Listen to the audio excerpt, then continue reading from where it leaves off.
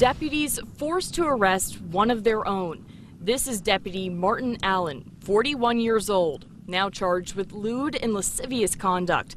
While the Charlotte County Sheriff's Office made the arrest, they didn't work the case until the very end.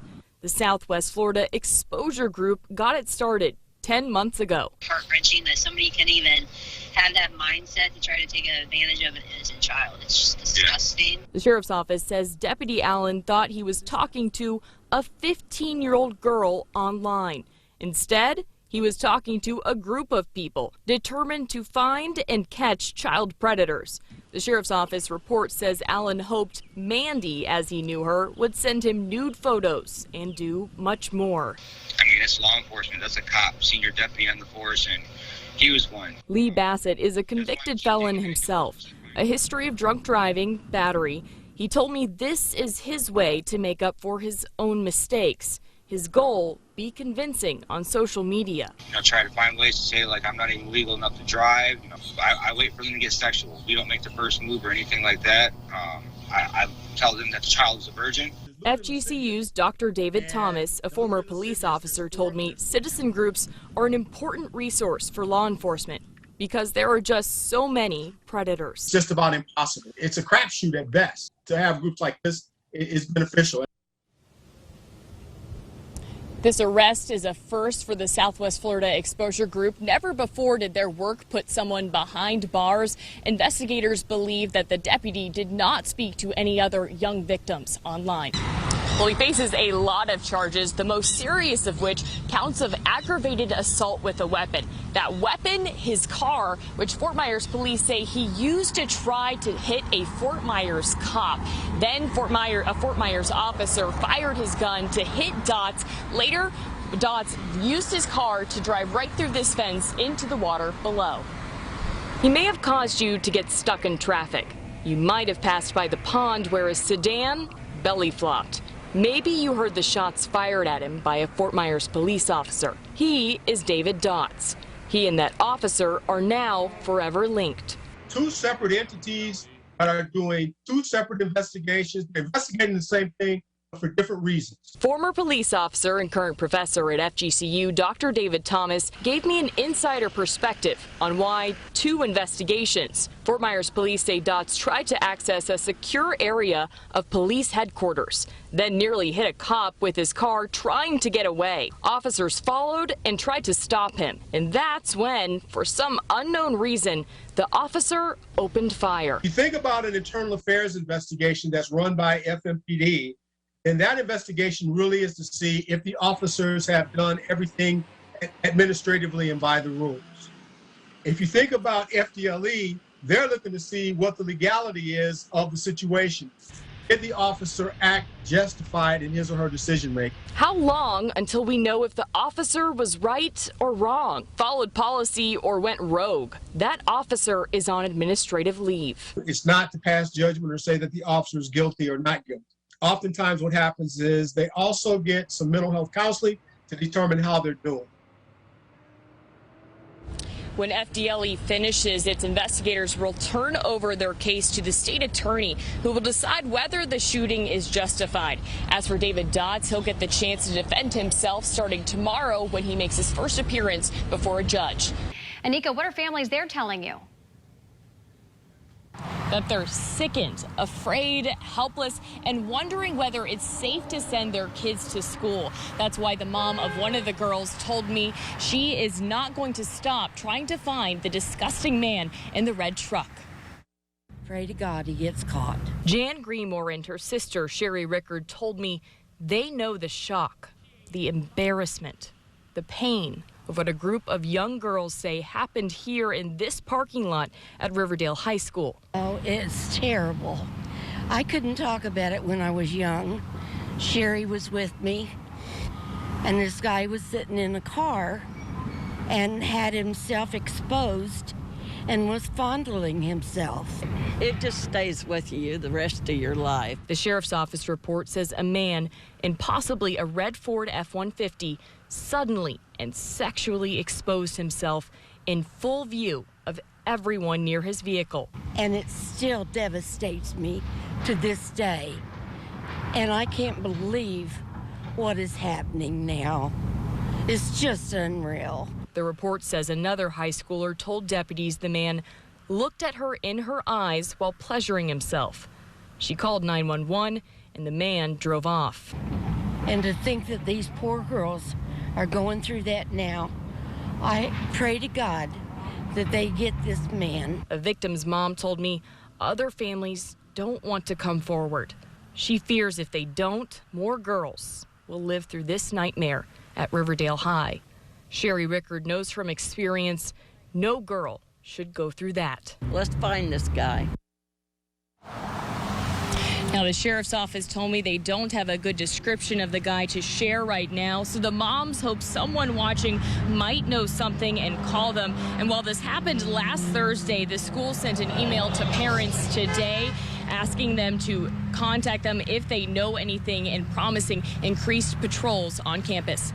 The Lee County Sheriff's Office isn't talking about the crime or how they came to identify and arrest their suspect so many miles away, but I do know the name of the victim. He's Ron Lagachuda, 80 years old, a grandfather and veteran, and that man, who family calls kind-hearted, was found dead in a closet in his own home.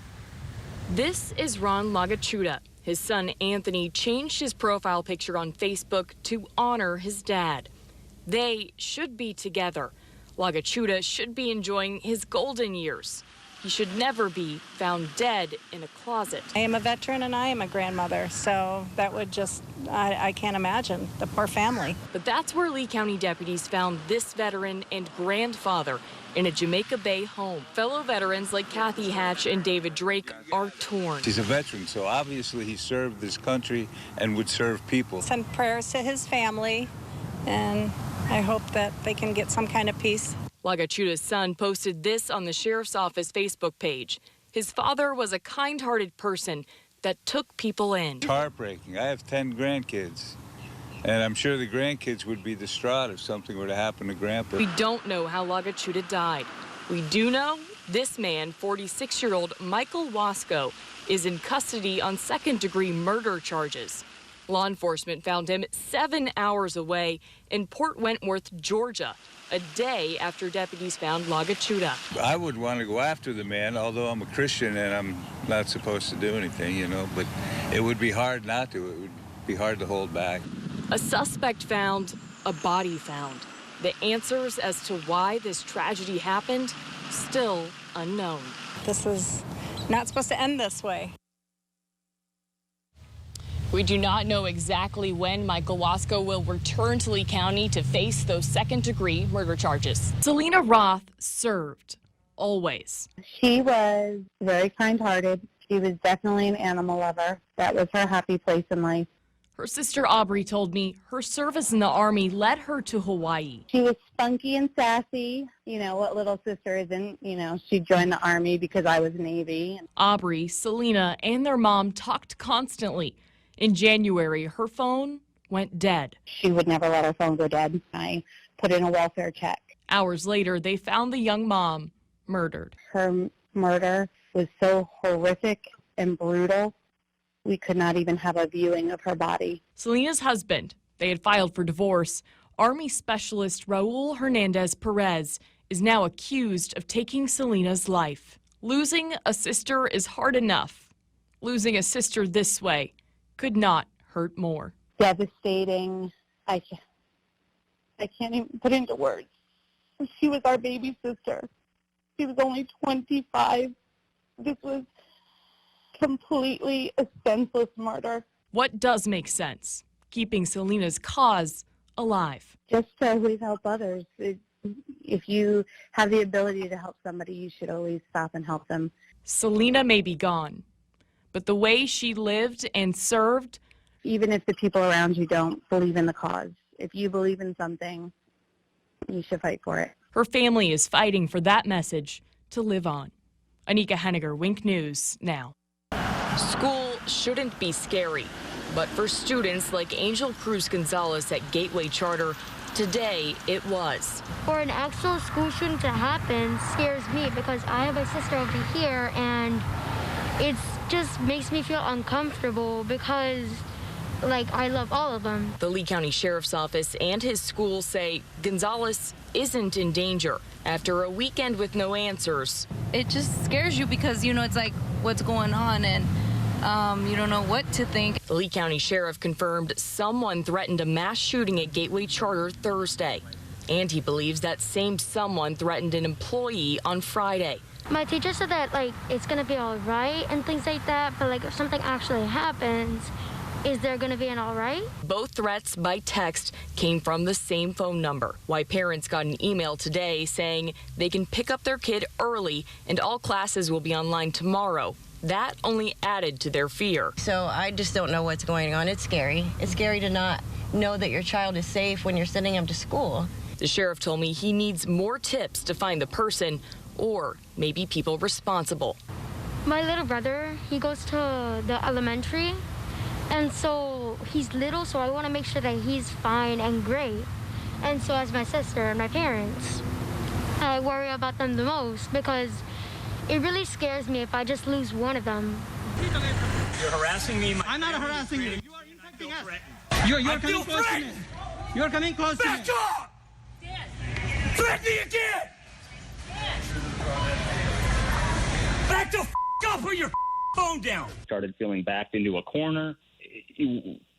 It's not something I deal with on a daily basis. People filming me and screaming at me at the top of their lungs and trying to rally a mob against me. Dan Maples says this is not how he normally acts. I lost my power. I lost my control. I gave somebody else the opportunity and the power to escalate my emotions. He says it all started when an elderly woman asked him to put on a mask in the back of the store. The woman was telling me she had cancer. And he thought back to his dad. Sorry that I'm not as sensitive about that, and maybe I'm getting off track, but that's something that if you say to me, when I watch my dad fall apart in front of me and die in my arms, and you tell me you have cancer, why are you at Costco? He says he was wearing a mask but took it off. I can't breathe when I have these masks on.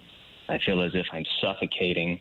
I feel claustrophobic. It's almost as if it's a drowning type thing. The man behind the camera says he cut in to help the elderly woman, and Maples screamed. But Maples has a different view. He comes running up screaming, to the best of my recollection, 9,000 new cases, 9,000 new cases. This man's not wearing a mask. Once the video surfaced on Tuesday, he says he quickly learned he lost his job. Hey, I just got fired.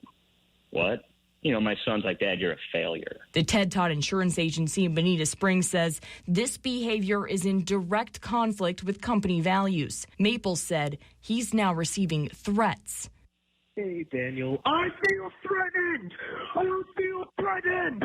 I feel threatened. You stopped, you racist, you stupid piece of shit. I hope you go get COVID and you go and die. He says this is something that really needs to be changed in society. It's not a meme. I worked so hard for so long to become who I was, and now it's all for nothing. At this point, I just want my life back. Johnny Streets didn't hold back. The Fort Myers City Councilman told me to stop people from dying. Every single one of us has a role to play. That role starts by speaking up, tell police what you know, or killers may never be caught. A violent 48 hours. Gunfire on the beach, a man murdered inside a car, another man shot in the chest. I have family and friends and co-workers and citizens that move around this town every day. All of a sudden now, gunshots just ring out. No respect. Fort Myers City Councilman Johnny Streets, who was once a police officer, fears this violence was pent up during the lockdown. The young folk that are out there doing the shooting, we are the people that they are looking for to give them some advice and guidance, but we aren't doing it. So who's responsible for stopping the gunfire? Fort Myers police say we all are. And our responsibility starts with seeing something and saying something. I will tell you that I haven't seen the number of citizens tips that I would like. I think there could be more. Fort Myers Police Sergeant Glenn Thompson is investigating the murder of 21-year-old Montrell O'Neill, the man found shot to death in a car at Central and Franklin. His investigation centers on this silver sedan seen leaving the scene of the killing. That night, somebody knows either that car belongs to somebody or was rented for somebody. Keeping that kind of information to yourself, Sergeant Thompson fears will only keep this kind of terror on our streets. near our moms and dads, friends and coworkers. Montrell has a mom, has a family who deserves justice, deserves answers. But we need the citizens' help. We need the community's help to do that.